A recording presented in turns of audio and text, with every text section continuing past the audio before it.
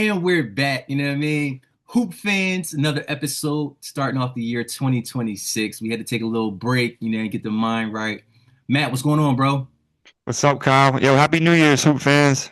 Happy New Year's to the new Hoop fans, you know what I mean? We're still in the middle of a NBA season. For anyone that's not familiar with our podcast, our content, we talk about the NBA and everything basketball related to the NBA. So let's get right to it, bro. 2026.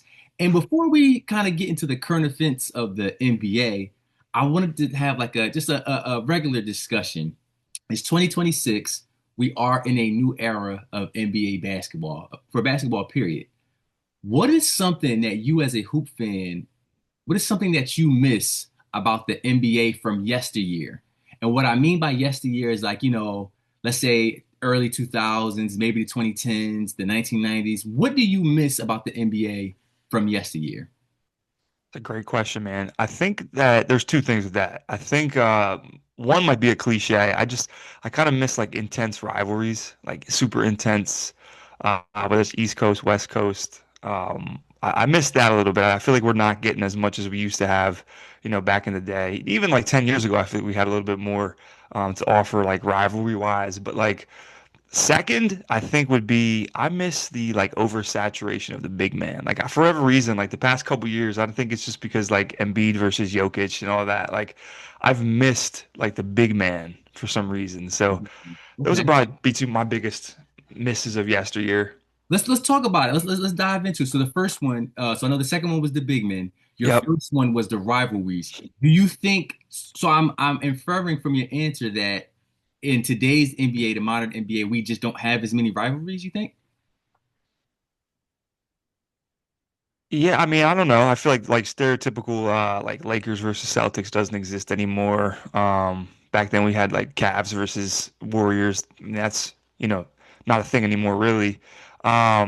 I think the biggest one we have now, and it just kind of was created like within the last 6, 7 months, even then got like going into last year, like Wemby versus like Shea, just the whole San Antonio Spurs versus OKC. Like I love that rivalry. I think that's like a budding thing right now, but like to my knowledge, dude, like that's the really intense rivalry you got right now.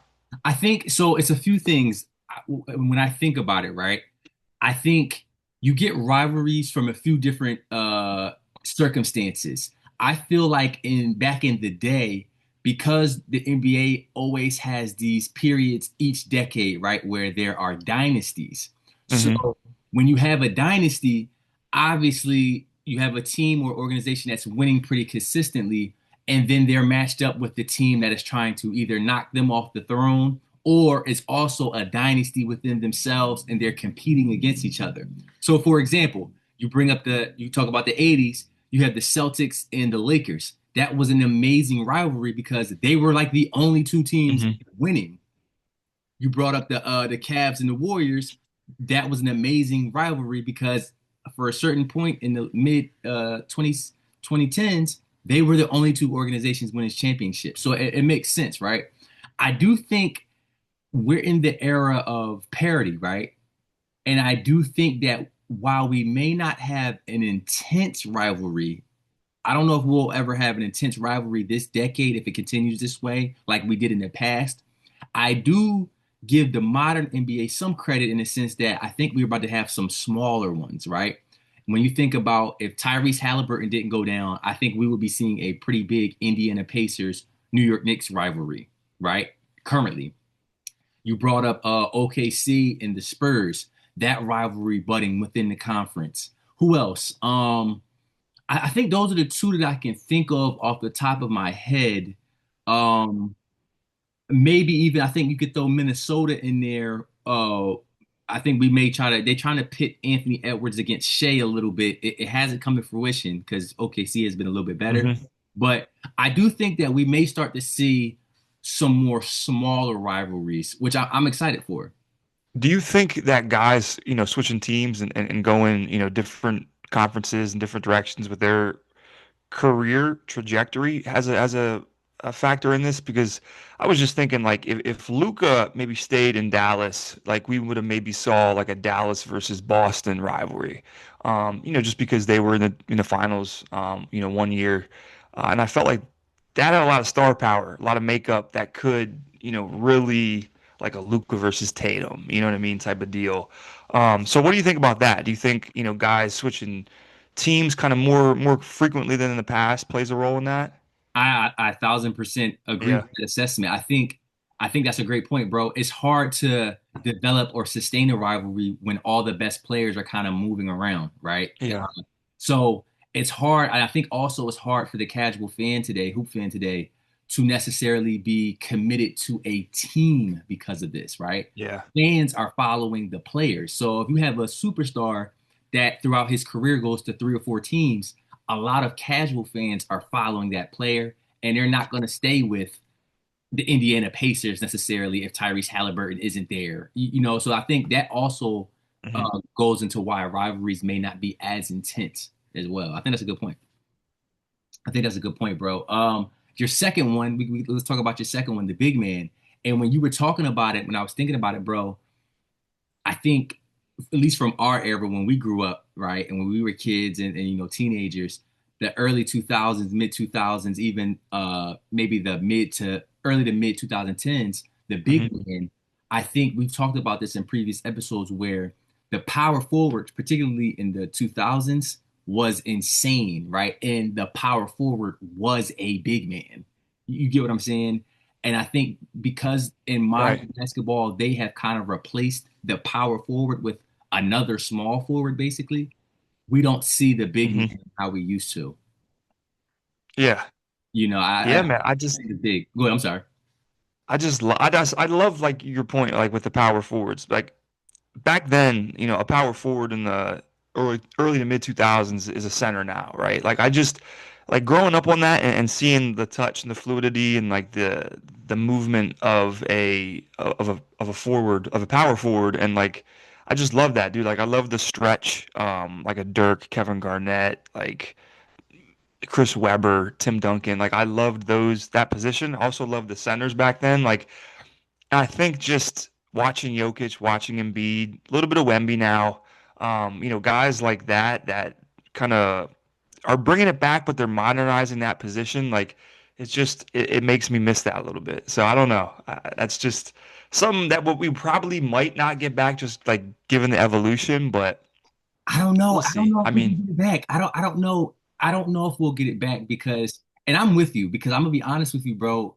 Diving back into the games recently, as far as like really locking in and preparing for our new episode, I did feel that watching these games where I was like, I know I'm getting older because I'm watching the games and it's like it's very every team. Don't get me wrong, the modern NBA today, it's doing a better job of kind of diversifying the styles of NBA teams. Like I think it isn't as similar as it once was, let's say 5 years ago, right? But mhm. even with that being said, when the basic premise of the game today is driving kicks to open threes and everyone's launching 3 pointers, I hate to sound like an older guy, and there's not as much post play from the front court position. I think you lose a little bit of that competition, that physicality in that way, in my opinion, Yeah. right? I do think that because we have some very special big men in the NBA today, they're starting to kind of bring it back. But again, if the only position on the floor for a big man is the center today, you're eliminating 50% of any potential for another big man to uphold the spot. There's Hmm. only going to be so many teams that run the double big lineup, like Houston Rockets, like who else? The Cleveland Cavaliers. Like there are going to be some teams that run a double big lineup, but most teams are really only employing one center, and that center would have been a power forward back when we were growing up. So, Hmm. so I definitely agree, bro. I missed some of that gameplay. I just think it was more of a one-on-one battle when you had Hmm. that, right? And you had Sheik Yeah. matching up with KG, you had Tim Duncan matching up with Jermaine O'Neal, or you had it was just different. For me, bro, to answer the question, it kind of is very similar to your big man point. Um, I miss I miss more of the players just focusing on scoring the basketball. Hmm. Literally, I'm starting to miss just isolation scoring, how we used to see it back in the day.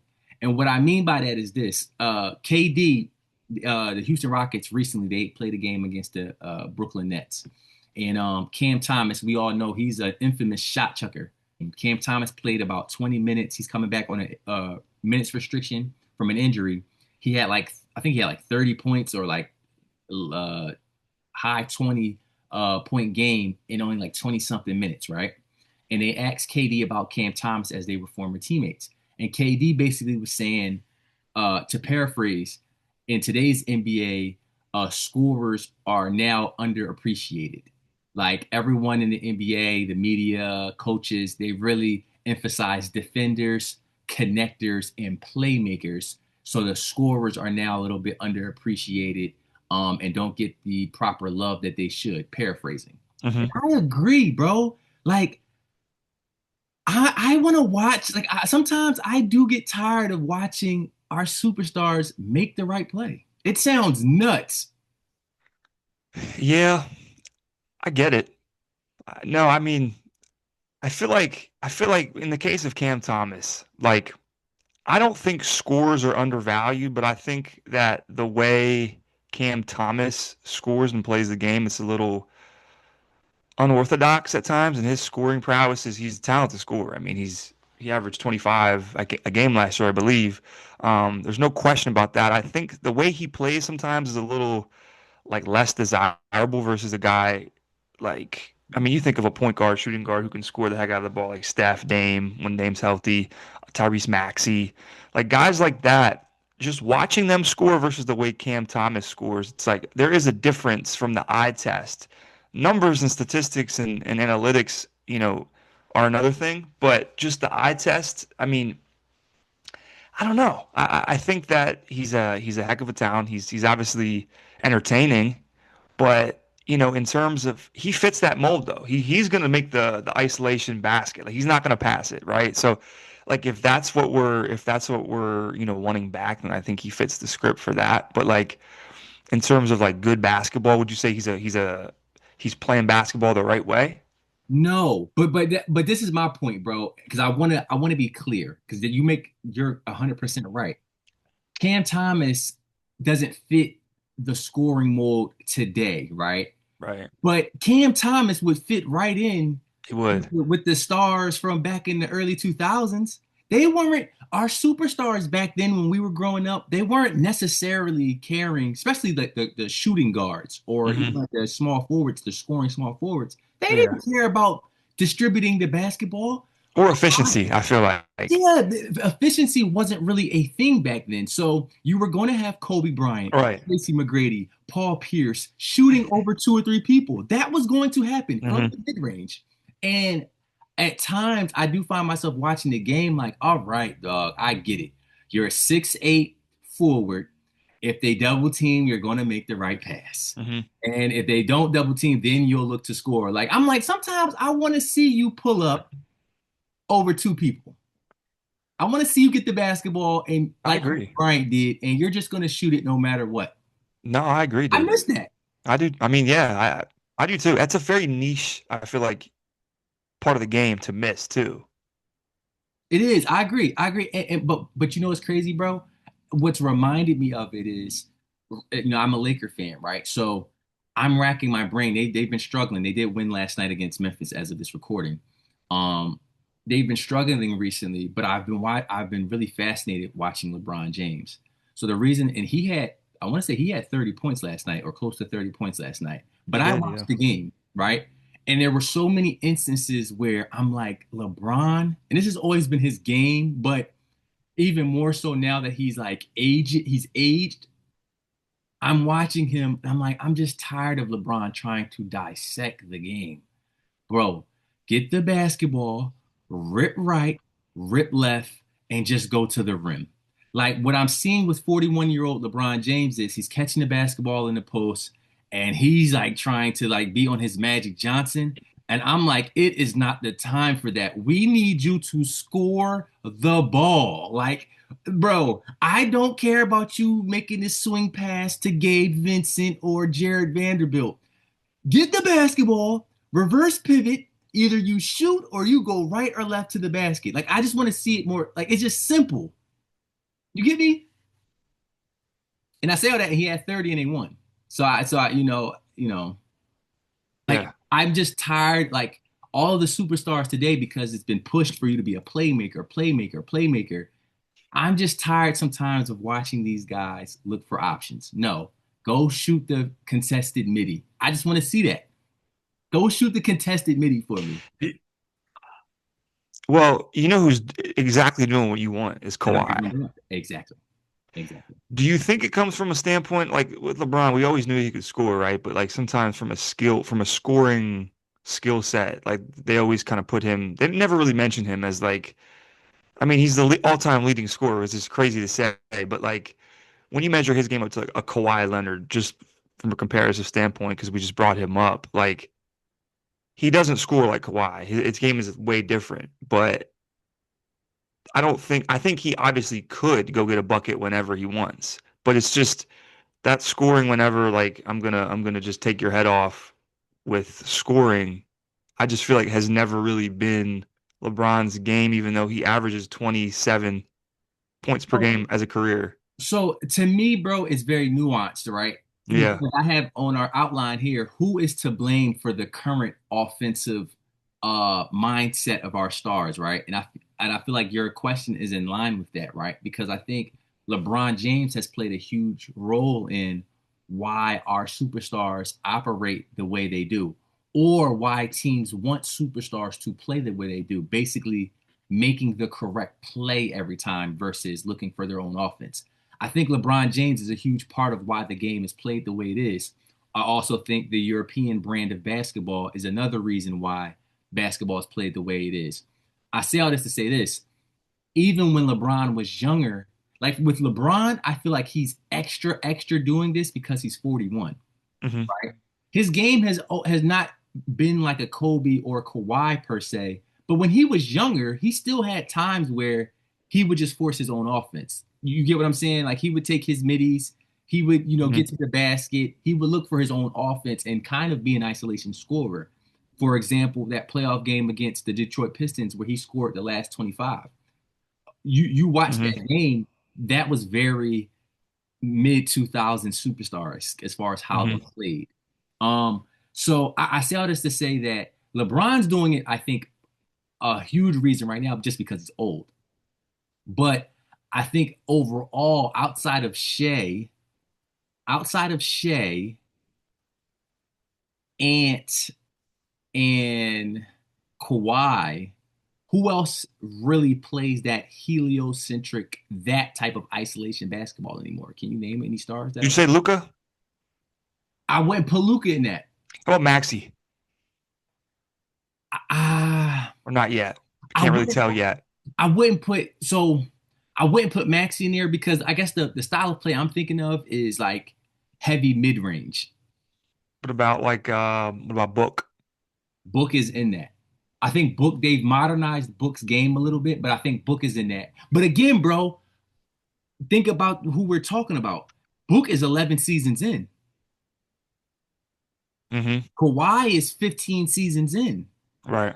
So these guys are like at the tail end of that era. You get what I'm saying? Maxie and all of them are from, I think, the James Harden tree of three pointers, get to the basket, free throws. You get what I'm saying? I do. I do. Yeah, that makes sense. That makes sense. He's more of a, yeah, like a He's not a Dame James Harden playmaker, but hybrid. the way Yeah. he scores is not necessarily I'm getting the tough midi. You get it's not like the 2000 stars. He's just a scoring Hmm. guard. So yeah, bro. So I guess for what I would say, bro, I miss that isolation, mid-range heavy superstar who does not care about getting the ball to his teammates. I know that sounds insane because it's not always the best basketball, but I do miss that a little bit, especially when I watch my Lakers and I watch a 41-year-old LeBron James trying to be the chess master out there, and we just need him to be a scorer. Um, so I feel that. to move on, bro. Let's talk about the state of the league. You know, we've had a couple weeks off. Let's talk about the state of the league. Your team. You're a Denver Nuggets fan. You're a Nikola Jokic fan. Check out the hoodie. You know what I'm saying? Play Oh, big gear, man. we prepared. Let's go. Um, Talk to me, bro. Nikola Jokic recently sustained an injury. Give me your reaction to his injury and your reaction to how long Bro, time he I missed. was devastated. Like, so I was watching that game. Was watching the game against Miami. It is as wild as it sounds, right? I was thinking to myself, a play right before it happened, right before the knee hyperextension happened. I'm like, damn, Nikola Jokic, man, he's so durable. He plays so much. Like, we're really blessed to see a superstar, be around the game as much as he is and produce and just be out there to play. Next play down, bro, it happens. Steps on Spencer Jones' ankle, he goes down, and I'm like, like, am I bad luck? Like, what just happened? But I was thinking the worst when that happened, bro. I was thinking ACL. Like, I'm thinking season's over. Boom, just restart until next year. It's over. So I was glad to see that it was just a hyperextension. Obviously, he's going to be out now for I think it's what 6 to 8 weeks. So, No, uh, no, no, no, no. They're saying at least 4 weeks.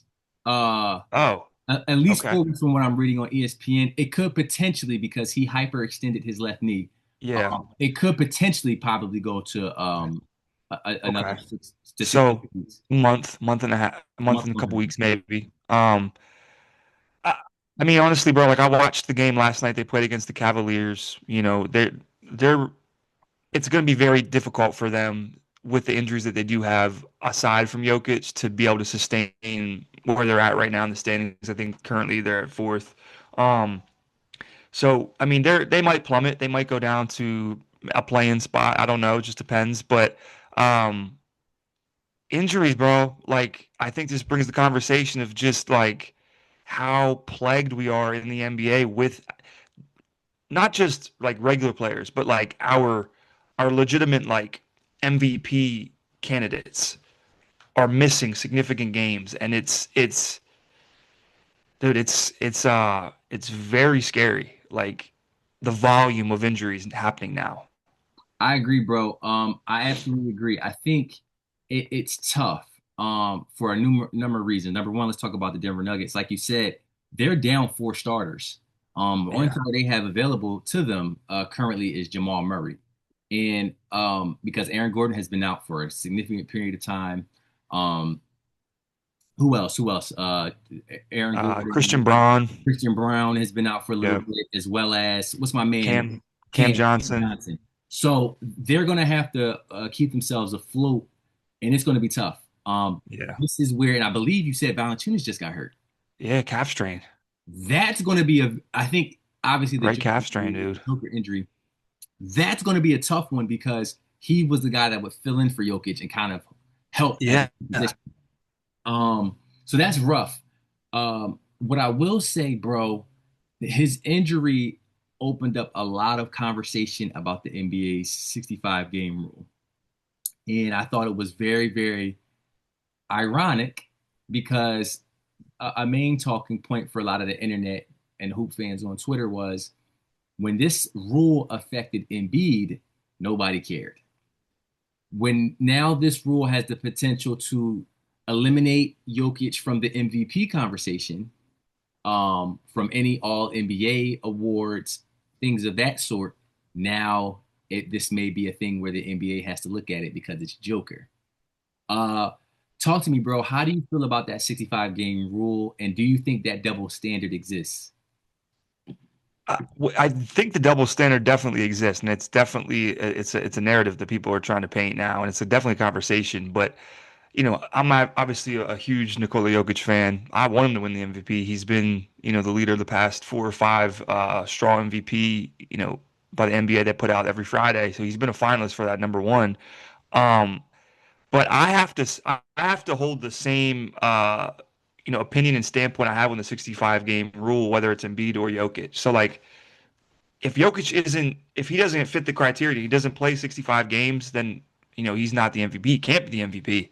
And that's just I want him to be, but I have to maintain that same opinion I had when Embiid had it. So if the MVP goes to Shea, or I think it's probably going to come out of Shea and Luka if Luka can sustain his health. I think you're gonna see some other guys that maybe weren't in the top five, kind of just move their way up, because I think Giannis is on the cusp of missing that. Wemby, obviously. Um, so that leaves us with guys like SGA, Luka. You might see Jaylen Brown sneak in there. Cade's obviously been up there. Who else? Hope Kawhi gets in that top five, man, because he's balling. Yeah. But bro, like the 65 game rules, to go back on that, like you got to be available. You got to be able to play, whether that's, you can miss 18 games. I feel like playing 65 games is a fair amount of games. Like injuries suck, they're a part of the game. The only two guys to my knowledge that have played less than 65 games and won the MVP are Embiid and Bill Walton. So I don't know, Okay. man. Okay. We'll see. And that's a great point. And I love that point because I've seen a lot of people. I'm on the opposite end in terms of I dislike the rule immensely. Because let me ask you this. For anyone other than SGA, Hmm. if Jokic managed to play 63 games this season, and let's say Cade managed to play 70, who's more, based on their season they're having now, in your opinion, who would be That's a more great point. of an MVP? Jokic or Cade? That's a great point. That's a great point. It's Jokic. It's Jokic. And that's my issue with the rule. I don't like that there's an arbitrary line. Obviously, you just said it. Only two MVPs have actually won the award by playing less than 65 games. So you let the voters decide that and bake it into their vote. You Hmm. don't make it an absolute rule because, for instance, That's a if great point. Jokic played 64 games instead of 65, that doesn't make him any less of an MVP than if he played 65. But the rule would immediately eliminate him from the running. Yeah. So I didn't know that he was out for 4 weeks. For some reason, I saw 6 to 8, and I'm thinking, oh, okay, he's gonna miss so much of the season where he'd only play at least like 55. So that's so it. But if he gets close to 65 games, man, can they change it for him? Like, No, based on no, they can't. okay, And okay, that's the problem. But and here's the thing. As far as the 4 weeks, we know for sure he's going to be out 4 weeks. He could be out for 6 to 8. I just think they're saying for sure he's out before he may be reevaluated. Um, but yeah, hmm, bro. But right. bro, that's why the rule is bad. Because if even if Jokic played 60 games, he still should be in the running for MVP. Absolutely, absolutely. I think that they want to see a full season body of work. Um, they want to, and just even to throw this out there, like Jokic comes back, let's say he comes back in a month. Like, will he sustain the dominance he had for the first chunk of the season? So it's like, I don't know that either. Like, he could come back and play, but is he going to be, averaging 30, Of 12, and course. 11?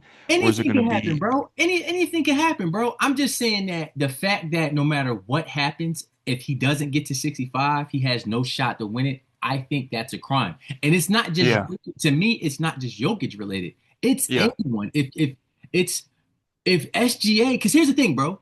SGA could get hurt. he You get what could. I'm saying? And I think I've been consistent with this. I think he's the clear MVP.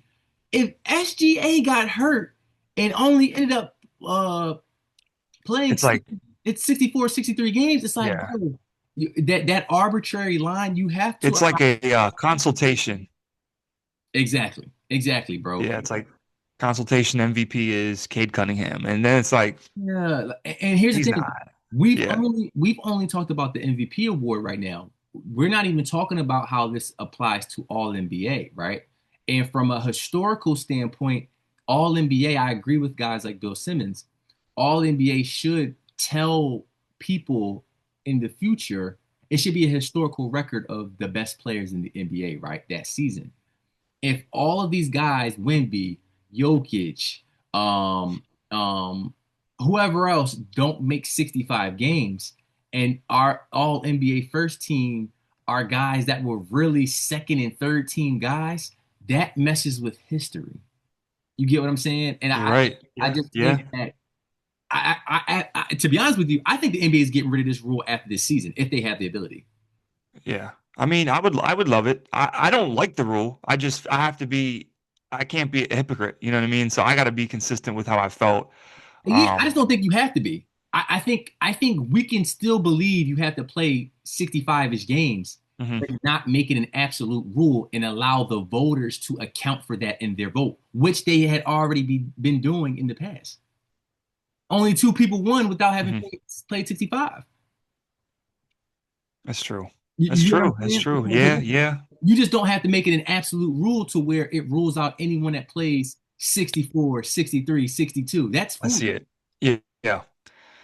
Let's Uh, make a petition to change that shit, bro. Like, Bro, I don't think we'll have to because I think that the backlash from this Joker move, I think yeah, it'll do exactly that. I think they're going to get rid of the rule, especially with the All NBA stuff. People are losing money behind this rule, and I think that's going to be the biggest outcry because a lot of these guys is max contracts depend on them making All NBA teams. You get what I'm saying? So it's a lot involved with this, and I think that's going to really push the NBA to be like, all right, we went too far with this rule. I think.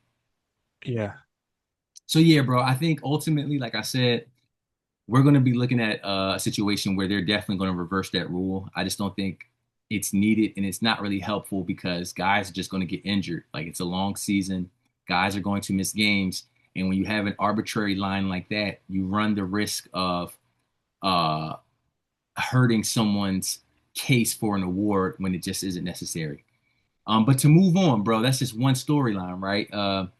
Let's talk about the Celtics, bro. I didn't expect them to have the success that they've been having, but Jaylen Brown has been thriving as a number one option. He just recently won, I believe he won the Player of the Month. Did he he not? did. He won Player of the Month. I thought he didn't, and he had something to say about it. Let I me could be check. wrong No, no, no. You may be right. I think you're right on that. Let me check that. because he's averaging. I mean, dude, he's averaging 30 a game this season. Like, Yeah, he wait. should have got it. Of the month. Let me see. The December player of the month, when looking it up. Okay, yeah, it's Shea won for the Western Conference. Jalen Brunson won for the Eastern Hmm. Conference. So he did not win, but he was very worthy. Talk to me about Jalen Brown, bro. What have you seen this season from him? Man, dude, I see a guy who has really took this team by the horns. Is that I'm gonna be the alpha, and stats alone are showing it. Averaging 30 a game, 6 rebounds, 5 assists, shooting 50% from the field. Free throw, free throws are a little down. I think they're like 74, 75% a game, but he's scoring, bro. Like he is getting his team involved. Doing pretty much all he can do with Tatum out, and I think they're what, third in the East right now? They're third in the Eastern Bro, Conference. that's mind blowing to me. Just based off of the roster they have, like I would never I would never think that they're third. Like if I wasn't a basketball, fan, like I would look at that team and be like, yeah, they're probably like 7, 8, 9. Yeah, I think even if you were in tune like we are, I don't. Yeah. I'm gonna be honest with you. I was wrong. I was wrong in terms of my evaluation of Jaylen Brown as a number one option the past few years, bro. Um, I Me too. and it's crazy because he has a Finals MVP to his name. So like we've seen him do it at the highest Yeah. level. But I think I always felt like when I watched Jaylen Brown alongside Tatum, I felt like Tatum had to do a lot Hmm. of the playmaking and scoring. So that allowed Yeah. Jaylen Brown to play the isolation basketball that I just was talking about earlier, right? It Hmm. allowed him to Hmm. have one-on-one coverage and pretty much have free reign to just look to score. And I didn't think that he would be able to translate that to not having a guy like Tatum next to him where the defense is now focused on you first. But he has proven me wrong. Like you said, he's averaging almost 30 points a game. He's having a crazy season. Yeah. Yeah, it almost doesn't make sense. I mean, I think there's got to be a lot of praise, obviously, to Missoula for just being a hell of a coach. Peyton Pritchard is having a heck of a season. I think that the acquisition of like Ant Simons is proven to be pretty decent. Derek White is very steady, still, and they shoot the ball at a high clip. Like they're a great 3-point shooting team, and I think Kata, their big man, is pretty solid. Like, and they got guys off the bench. I think who's the one guy from Minnesota? I forget his name. I'm not Um, sure. Not the ball, Hugo Gonzalez. Not him, no. But he's good. He's a good rookie. He's a spark plug. I think he's very intense, defensive wise, and plays in passing lanes. And then you got like Luca Garza off the bench. Luca Garza, yeah, yeah, yeah. You know what Yeah, it is, bro? They have some high character guys. Like the yeah, team is full of, and we do have to give credit to Coach Mazzulla. Like he's coaching his tail off. yeah. He's a championship coach, so we shouldn't expect anything different. Um, I'm always surprised with the Celtics' success because they play very small. Um, a lot of times they're playing Jaylen Brown at the four. Recently, in a few games, they've been hmm playing Jordan Walsh, the light-skinned bald kid, Jordan Walsh. right? Yes, yes. And so he's giving them some good minutes defensively. But a lot of times when they're matched up against some of these teams in the East who have a big front court, I'm looking at how small they are. But Yeah. they gang rebound. They gang rebound. They're tough. Um, it's very impressive. I think you have to give credit where it's due. Jaylen Brown, Derek White, um, Peyton Pritchard, like they're really holding their own, and they're putting a lot of pressure on Tatum. I feel like Tatum's going to look at this season, and he's going to really want to return this season. How do you think that's gonna look I don't think it's when he comes possible. back? You don't think it's possible? It's obviously possible, mate. I don't think the Celtics would allow him to do that.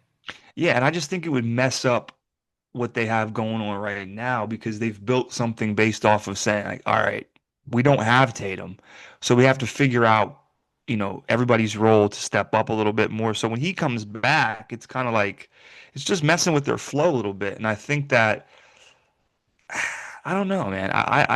I'd like to see how they fare without him this season and just make it, start fresh next season. But Well, let me depends on ask you, some things. bro. Let me ask you, where do you think? See, to me, I don't. The only reason I don't think it's a good idea is because I just don't think that you should rush back. If everyone before you in the history of the NBA, when they tear their Achilles, they take a season off. I just don't see how all of a sudden Jason Tatum is doing something abnormally different that all of those athletes haven't done. I just don't think it's a good idea. But even Yeah, if it was, bro, where do you think the Celtics team is going without him? if he were to come back, I No, I no, don't think. without him. Without him, what are they going to do without him? Oh, I think they're going to stay between 3 and 5 for the rest of the season. I mean, my gut wants to tell me they're a first round exit, but I also think that they might be able to beat. Uh, uh, hmm. I think I don't know, dude. I think that if they get like a Miami, they can beat a Miami, They can but beat Miami. They can I beat don't Miami. think that I don't think we should really, really say they're going to go too deep. I think they can make the playoffs and maybe sneak one series. They're going to make the playoffs. They're the third seed in the East. They're going to make the playoffs. Do we Now, have faith that they could beat the Knicks? no, no. Okay. Detroit, I don't think they're beating Detroit.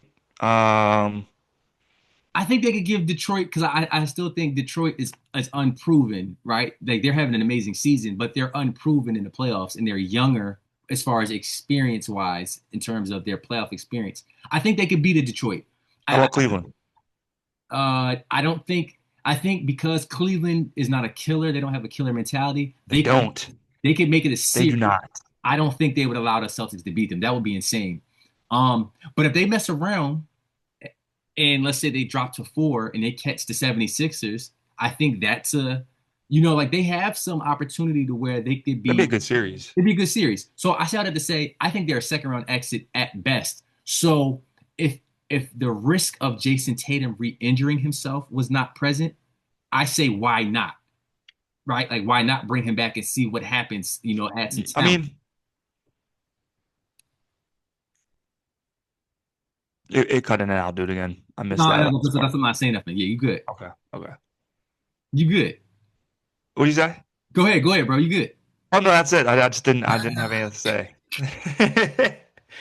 I'm serious, bro. I'm like lost sometimes with this. I'm like, what? Nah, bro, you What? good. We gonna get through it though. So to move on, bro.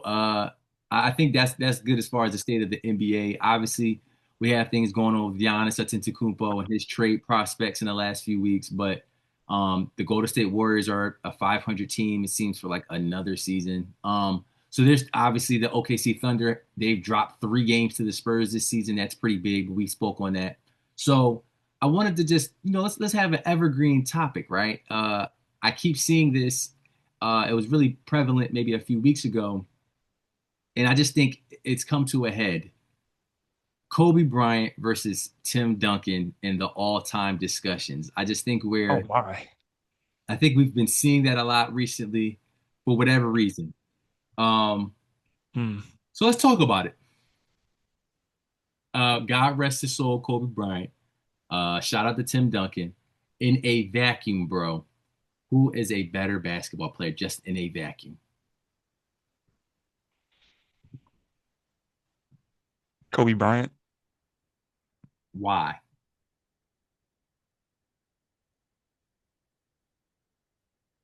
That's a great question, man. Why is he a better? Well, I mean, honestly, the resumes are very even. I think it's. Resume out the window. We're gonna break this down step by step. Oh, okay. Well, Just just in a just vacuum. yeah.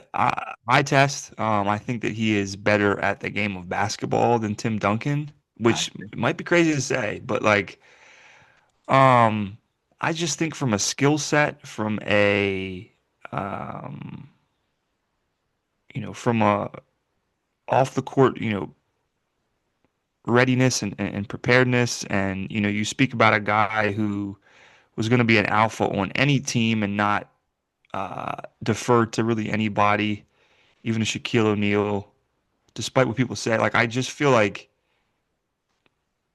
in my opinion, I firmly believe that Kobe Bryant is the better basketball player, like all time. Um, Now, when we kind of get into like reasoning, why Tim Duncan could be considered a better player, I think that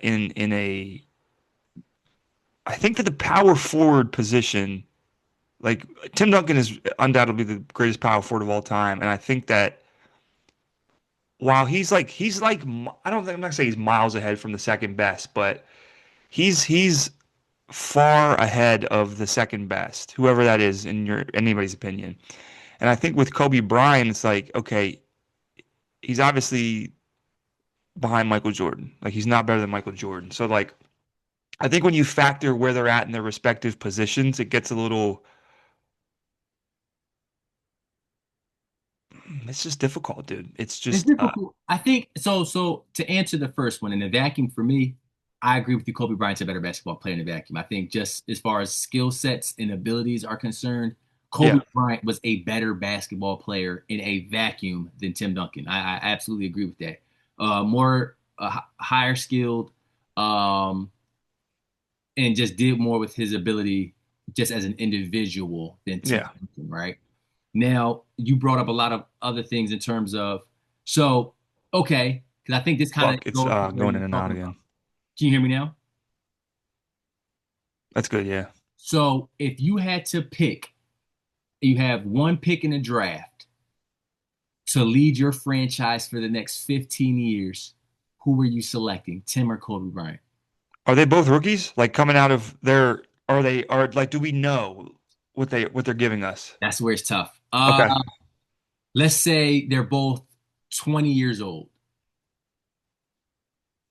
20 years old, you have them for the Oh, next 15 that's years to that's lead the fair franchise. because that puts us at like 1998 Yeah. before Who are you Kobe picking? was Kobe, but we knew he was gonna be there, and Tim Duncan is just coming off his first chip. So, ooh, Well, no, because Tim did. I think Tim went to college for 4 years. oh, okay. So yeah, he did. A lot of people don't realize that he started at Wake Forest in '93, Yeah. So which he was in college. I think at 20. okay, I got you. I thought you meant like we're starting them from the same point in NBA. Because Tim's older. Tim is like 3 or 4 years older. So like I get Is what you he? mean. Yeah, bro. I mean, if Tim was Oh, 18 in 93, Tim was 18 in 93 at Wake Forest, Kobe was 15, 16. no, he couldn't have been, bro, because Well, remember, Tim got drafted in 97. He did was he? like 22. Kobe was like 17, 18 when he came out of high school. Yeah, he is. He is a few years older. He sure is. He sure is. So, you know what I mean? It's like, So it's a tough, it's apples and oranges. but I get what you're saying because it's like, even though Tim's older, they had a similar kind of start, even though Tim, I don't know, it's tough. It's tough to say. Let's just go from the standpoint of like you said, they're like first 2 years in, right? Okay. Because that's a good way to start. If we're because we can't change their age and all that. So like if okay, if it's 97, 98, Kobe's first All-Star appearance, Tim's a rookie, his first All-Star appearance, we'll start there. Um, I'm probably gonna go Tim Duncan. Of course. Me too. Yeah, I'm probably gonna go Tim Duncan just off of what we saw in his college career. Obviously he's gonna be a rookie of the year. He's an all-star. I'm gonna go with that. Um, given the team he's on, who he's playing beside, the coach he's under at the time, Greg Popovich. You know what I mean? It's his first couple years with the. I just think you have to go that direction. So, I mean, if you're gonna say Kobe Bryant, I feel like you're letting the future of what we know Kobe's career was. Well, I guess what I'm saying is in this hypothetical, let's just exclude their actual teams that they went to. Let's just say we don't have a roster yet. Okay. We know the player they're going to become, but let's just say we got them at age 22. Let's just say they're both 22. Who would you take for the next Yeah. 15 years based on Tim what we Duncan. know? Yeah. In my opinion, I'm going Tim, and I think a lot of people's reasoning for placing Tim over Kobe is his character. Hmm. So even if you may concede that Kobe was better at ball as an individual player, Tim Duncan was a much better teammate, a much better Hmm. leader, a much better franchise guy in general that, basically had to bear the brunt of the franchise guy his entire career. Hmm. Hmm. I think he has those things intangibly over Kobe. I agree. I agree. And I think that's what places a lot of people when they talk all time, it don't even really be basketball. It'd be like Tim was a better teammate or leader than Kobe, which is why they place him over Kobe. And I agree. Yeah. I would pick Tim as well. I would pick Tim in that regard. I mean, it plays a huge role, dude, especially when you're shaping younger basketball players and you got to get them on the same page. Like if you can relate from a human perspective as a basketball player and show them the ropes, like that that's a huge factor. You could coach Tim. You know what I mean? Like there have been talks about how a coach could yell at Tim Duncan. Hmm. Whereas at Kobe, Phil Jackson was infamous for his book saying at a certain point Kobe was uncoachable. Like you Hmm. could not coach him. Um, I also think so. Here's my next question. So if you put as an individual basketball player, Kobe's better. As the intangible guy, Tim Duncan is better. If the opportunities in their careers were swapped, if Kobe had got drafted to the Spurs in 98 or 97, if Tim had got drafted to the Lakers in 96, who would have had the better career? Oh man, I mean, can you imagine Tim Duncan and Shaquille O'Neal? They would have ran Like, the league, bro. They would have ran the oh league. my gosh. I They would have mean, ran off 10, bro. yeah, I think that. Oh my God. Like I think that Tim would have way more chips. I think Kobe would have way better individual stats. Um, and let's not forget, like he would have been paired up with a older David Robinson, but they would probably get away with maybe two, one at least. You don't think one? They could have got one. One. They could have Um, got one. you pair him with Tony Parker, maybe Manu Ginobili he doesn't become Manu Ginobili. Um, oof. Yeah, Tim Duncan's definitely getting a better. Yeah.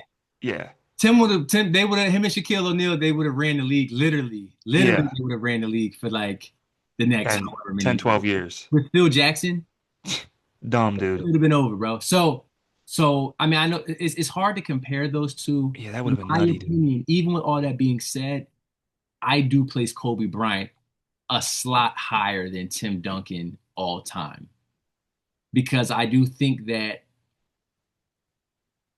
I think he aged better than Tim did He did. as far as being an elite player.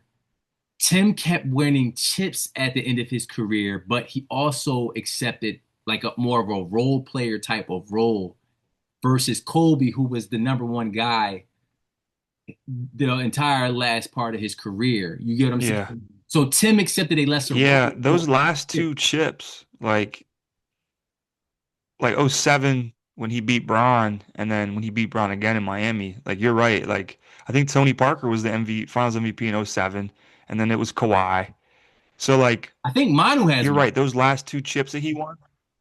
Oh, does he? I think Yeah, Manu so may like those have one. last two, I think Tim has does Tim have two or three Finals MVPs from those 2000s ones?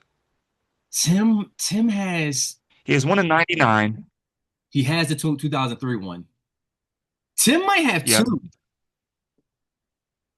Okay. 'Cause I'm almost positive Because Manu they beat my had. Pistons in '05. I'll never forget that.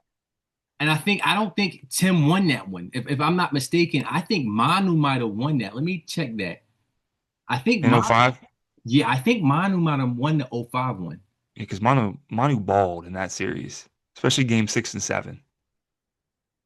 Oh, I could be wrong. Um, Maybe Tim won, but he was close. It was close. I don't know if Tim should have won that. It's an argument that I think people Yeah, say he shouldn't have won that one. because I mean, Ben Wallace and Rasheed Wallace were on that, and it really came down to like Ori saved him one game. Manu and Tony Parker stepped up. Like that was a series that was very much like split down the middle. But yeah, bro, like you bring up a great point. Like he did accept like a lesser role, especially like from 2010 and on. Um, from like 97 to 2009, he was obviously him, but like he did lose a step. I remember, in like the conference semis, um, and it was at '07, '08 when it was Lakers versus Spurs when the Lakers eventually played Boston and lost. But like Tim Duncan really was like there was talk about him like losing a step, and obviously he was older by that point. But like you bring up a great point about him accepting that role, and just being a huge focal point as like a team leader, and other guys stepping up. And I think that's why if you're gonna if you want someone for the next 15 years, you want Tim because you know he's gonna gracefully accept a lesser role as he gets older. Yeah, But as far as the player he was in those later years, he didn't compare to Kobe as an individual player like Kobe right. in his later years. You can't compare them. I think it's a great debate, bro. Me personally, I do think that wherever you put Kobe, Tim has to be literally the next spot down. I do think that. Or Mhm. if you put Tim somewhere, Kobe has to be the next spot down. And I also think they're both higher than Shaq. I agree with that. I Better. think they're both higher than Shaq on my all-time list. Okay. So Let me ask you this. go ahead, bro. Who's the second greatest power forward of all time? Off the top of my head, I'm probably going to go KG, but yeah, I would have to go KG off the top of my head. It's such an interesting like second position. Like, I'm not mad at Dirk though. I'm not mad at all at Dirk. I think Dirk has a really good argument. I think Giannis, except for these last few years, I think Giannis had a pretty good argument. I think Giannis would have been the runaway after he won that championship. mhm. He's had some terrible luck these past few seasons. Um, Barkley. What about Karl Malone? I about to say Carl. You got to put Carl. Carl actually. He's like fourth, fifth. If Carl had won a chip, just one championship, it wouldn't have been no question. If Carl would have won one, Carl might have to be three. I ain't gonna lie. Carl has to be three. He might have to be four. He might have to be four. Four. Carl or Giannis? Giannis. I'm taking Giannis. Just over. I don't know though. I mean, because I don't know, bro. Carl was a bad. That's a bad dude, Bro, man. Like, Carl did it 20 seasons straight. Carl was yeah. 20 and 10, damn near 20 seasons straight, bro. He just So didn't win a chip is Kevin Garnett and Dirk better than Giannis? all time. Yes, yes. Like when it's all said and done. Well, we got to see what Giannis does, but I think if Giannis' career ended right now, yes, yes, they're better Okay. than Giannis. Okay. If he gets another chip, I think then that I think he goes over KG.